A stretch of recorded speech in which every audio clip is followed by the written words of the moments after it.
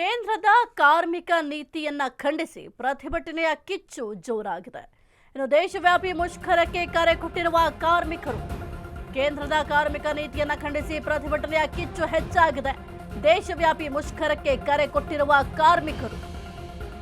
ಬೆಂಗಳೂರಿನ ಫ್ರೀಡಂ ಪಾರ್ಕ್ನಲ್ಲಿ ಮಾತಿನ ಚಕಮಕಿ ನಡೆದಿದೆ. ಟೌನ್ ಹಾಲ್ ಮುಂದೆ ಪ್ರೊಟೆಸ್ಟ್ ವೇಳೆ ಹೈ ಡ್ರಾಮಾ. ಫ್ರೀಡಂ ಪಾರ್ಕ್ನಿಂದ ಟೌನ್ ಹಾಲ್ಗೆ ಬರಲು ಯತ್ನವನ್ನ ಮಾಡಿದ್ದಾರೆ. ಖಾಕಿ ಅನುಮತಿ ನಿರಾಕರಣೆಯ ಮಧ್ಯೆಯೂ ಕೂಡ ಪ್ರತಿಭಟನೆ. ಧರಣಿ ನಿರತರ ವಶಕ್ಕೆ ಪಡೆಯುವ ವೇಳೆ ಜಟಾಪಟಿ ನಡೆದಿದೆ.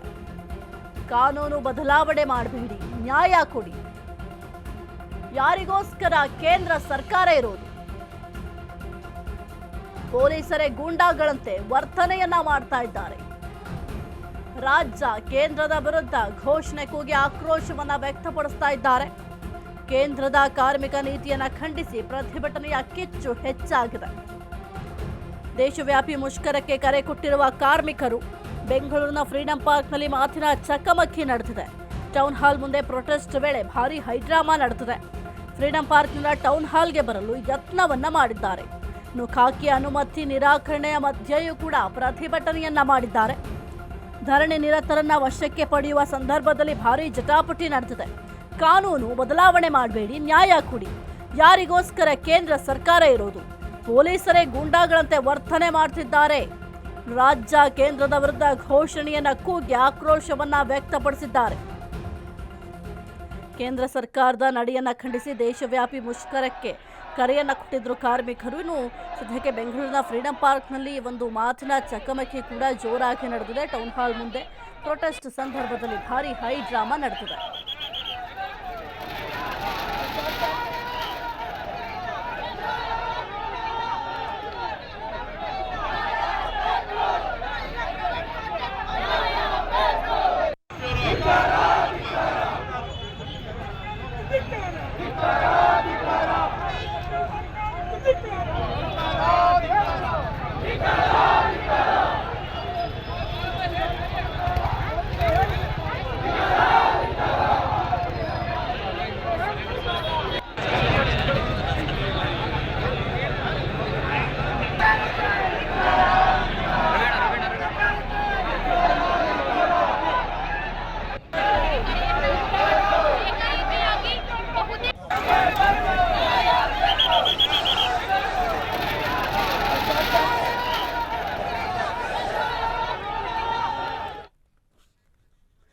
ಹೆಚ್ಚಿನ ಮಾಹಿತಿ ನೀಡ್ತಾರೆ ನಮ್ಮ ಪ್ರತಿನಿಧಿ ಲಕ್ಷ್ಮಿ. ಸದ್ಯಕ್ಕೆ ಕೇಂದ್ರದ ಕಾರ್ಮಿಕ ನೀತಿಯನ್ನ ಖಂಡಿಸಿ ಪ್ರತಿಭಟನೆಯ ಕಿಚ್ಚು ಹೆಚ್ಚಾಗಿದೆ.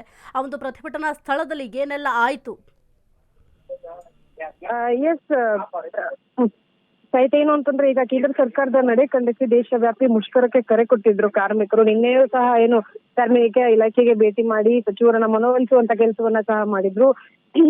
ಕೇಂದ್ರದ 4 ಕಾರ್ಮಿಕರು ನೀತಿಯನ್ನ ರದ್ದು ಮಾಡಿ ಹಾಗೂ 4 ಕಾರ್ಮಿಕರ ನೀತಿಯನ್ನ ರದ್ದು ಮಾಡಿ ಹಾಗೂ ನರೇಗಾ ಯೋಜನೆ ಬದಲಾವಣೆಯನ್ನ ಖಂಡಿಸಿ ಹೋರಾಟಕ್ಕೆ ಮುಂದಾಗಿದ್ರು. ಯಾವಾಗ್ಲೂ ಸಹ ಪ್ರತಿಭಟನೆಯನ್ನ ಫ್ರೀಡಂ ಪಾರ್ಕ್ ನಲ್ಲಿ ಮಾಡ್ಬೇಕಾಗಿತ್ತು. ಆದ್ರೆ ಇವರು ಟೌನ್ ಹಾಲ್ ಮುಂದೆ ಹೈಡ್ರಾಮಾವನ್ನ ಕ್ರಿಯೇಟ್ ಮಾಡಿದ್ರು. ನಮ್ಮ ಬೇಡಿಕೆ ಏನಿದೆ, ಈ 4 ಕಾರ್ಮಿಕರ ನೀತಿಯನ್ನ ಏನಿದೆ ಅದನ್ನ ರದ್ದು ಮಾಡ್ಬೇಕು ಹಾಗೂ ನರೇಗಾ ಯೋಜನೆಯನ್ನ ಬದಲಾವಣೆ ಮಾಡ್ಬೇಕು ಅಂತ ಹೇಳಿ ಖಂಡಿಸಿ ಇವತ್ತು ದೇಶದ ಸಾಕಷ್ಟು ಭಾಗದ ಜನರು ಸಹ ಬಂದಿದ್ರು. ಏನಿಲ್ಲ ಅಂದ್ರೂ 1000ಕ್ಕೂ ಹೆಚ್ಚು ಜನರು ಕಾರ್ಮಿಕರು ಇವತ್ತು ಪ್ರೊಟೆಸ್ಟ್ ಅಲ್ಲಿ ಭಾಗಿಯಾಗಿದ್ರು. ದೇಶದ ವಿರುದ್ಧವಾಗಿ, ಕೇಂದ್ರ ಸರ್ಕಾರದ ವಿರುದ್ಧವಾಗಿಯೂ ಸಹ ಗುಡುಗಿದ್ರು.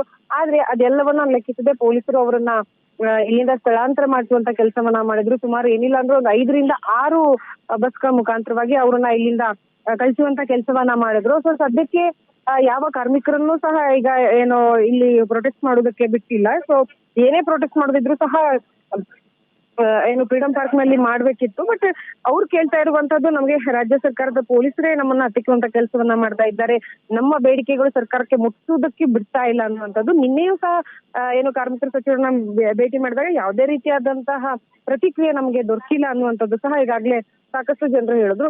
ಸೊ ಇದೇ ರೀತಿಯಾಗಿ ಈಗ ನಮ್ಗೆ ನ್ಯಾಯ ಸಿಗದೆ ಇದ್ರೆ ಇನ್ನೂ ಮುಂದಿನ ದಿನಮಾನಗಳಲ್ಲಿ ಇನ್ನೂ ಬೃಹತ್ ಮಟ್ಟಕ್ಕೆ ನಾವು ಹೋರಾಟವನ್ನ ಮಾಡ್ತೀವಿ, ನಮ್ಗೆ ನ್ಯಾಯ ಸಿಗೋವರೆಗೂ ಸಹ ನಾವು ನಿಲ್ಲೋದಿಲ್ಲ ಅನ್ನುವಂತ ಮಾತನ್ನ ಸಹ ಸದ್ಯಕ್ಕೆ ಹೇಳಿದ್ದಾರೆ. ಸಾಹಿತ್ಯ. ಓಕೆ, ಥ್ಯಾಂಕ್ ಯು ಲಕ್ಷ್ಮಿ ನಿಮ್ಮೆಲ್ಲ ಮಾಹಿತಿಗಾಗಿ. ಸದ್ಯಕ್ಕೆ ದೇಶವ್ಯಾಪಿ ಮುಷ್ಕರಕ್ಕೂ ಕೂಡ ಕರೆಯನ್ನು ನೀಡಲಾಗಿತ್ತು. ಕಾರ್ಮಿಕರು ಕರೆಯನ್ನು ಕೊಟ್ಟಿದ್ರು. ಆದರೆ ಈ ಒಂದು ಪ್ರತಿಭಟನೆಗೆ ಪೊಲೀಸರು ಅನುಮತಿಯನ್ನು ಕೂಡ ಕೊಟ್ಟಿರಲಿಲ್ಲ. ಹಾಗಾಗಿ ಟೌನ್ ಹಾಲ್ ಮುಂದೆ ಪ್ರೊಟೆಸ್ಟ್ ಸಂದರ್ಭದಲ್ಲಿ ಭಾರಿ ಹೈಡ್ರಾಮವೇ ನಡೆದಿದೆ. ಇನ್ನು ಸಾಕಷ್ಟು ಜನರು ಈ ಒಂದು ಮುಷ್ಕರದಲ್ಲಿ ಭಾಗಿಯಾಗಿದ್ದು ಕೇಂದ್ರದ ಕಾರ್ಮಿಕ ನೀತಿ ಏನಿದೆ ಅದನ್ನು ಖಂಡಿಸಿ ಈ ಒಂದು ಪ್ರತಿಭಟನೆಯನ್ನು ಮಾಡಲಾಗ್ತಾ ಇತ್ತು. ಸದ್ಯಕ್ಕೆ ಬಸ್ಗಳಲ್ಲಿ ಪ್ರತಿಭಟನಾ ನಿರತರನ್ನು ಹತ್ತಿಸುವ ಕೆಲಸವನ್ನು ಕೂಡ ಪೊಲೀಸರು ಮಾಡಿದ್ದಾರೆ. ಆ ಒಂದು ದೃಶ್ಯಾವಳಿಗಳನ್ನು ಕೂಡ ನೀವು ಗಮನಿಸ್ತಾ ಇದ್ದೀವಿ.